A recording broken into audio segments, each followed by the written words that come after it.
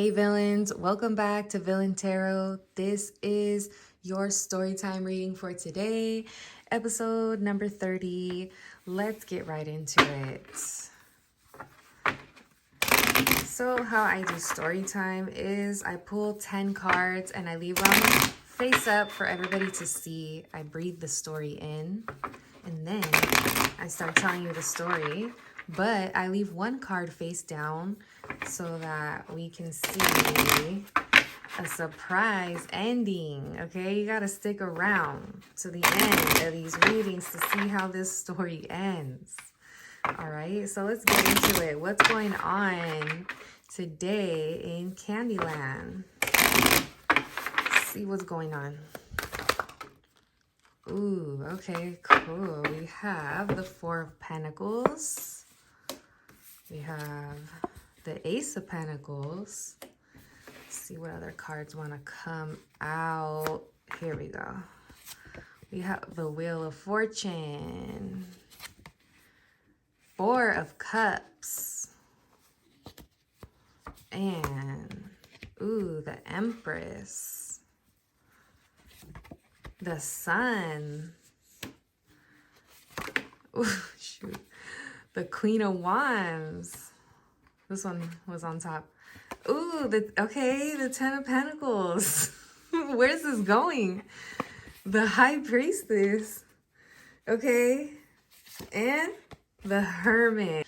The last card's right here face down. Give me a second. I'm going to breathe this story in and start telling you the story. Okay, villains, let's get into this story. This card is giving me super Joffrey vibes. If you guys are familiar with Game of Thrones, shout out to you. Anyway, we're gonna go with Joffrey today. Let's get into this. So we have a story about a young man named Joffrey. He was a prince in the city of Candyland, and he was known to be a greedy prince, a stubborn prince, a moody prince, most of all. He always didn't understand why people didn't want to come play with him. He was not self-aware of the fact that people could totally feel the vibe. He went as far as building playgrounds at his house so that kids would come to his house to play with him, but nobody would come to play. He would only have his pets and all his toys and his candy and his money all around him. He was all by himself. He was so afraid to open up to these kids when they did come and play. He thought that people wanted to use him. He thought that people just wanted to take what he had. So he didn't realize that his emotional trauma was preventing him from receiving what he was actually seeking. And so Spirit said, look, Joffrey, like, it's time to release this trauma that you have. It was time for change. He was not going to achieve his goal of making friends stuck on what had happened or what can happen.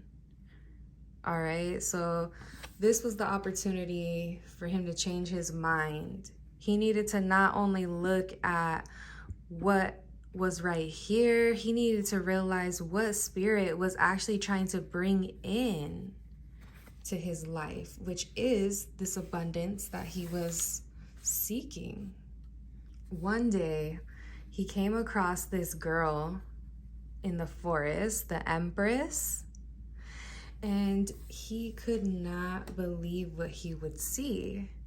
She was so free-spirited.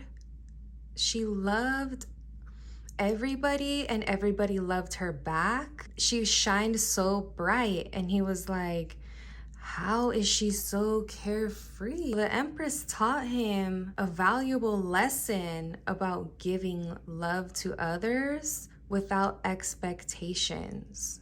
If we hold on to these expectations to receive something in return, that's when we lose. And this mentality shift changed his life. He was like, you know what? Get rid of all these things that I've been holding on to. I want experiences now. I want friendships. I want happiness. And I can't have that all by myself, holding on to all of these material things. That change made him shine so bright. He was able to use his money the right way. People were able to receive his love the right way. Now that he had this new knowledge of self, he was like, okay, I need to take this further. I need to study this more. I don't want to get used again, but I don't want to go back into my old ways. Let's see how this story ends. Oh, after learning all of this knowledge, he isolated himself. And when he did that, when he turned his back, people came in and started stealing from him, lying to him. Let's go one more card. But he took this knowledge and this last lesson of making sure he has his own back in his next endeavors. All right, thank you so much for tuning in to the Storytime reading. I hope you enjoyed this story. I'll see you on the next one.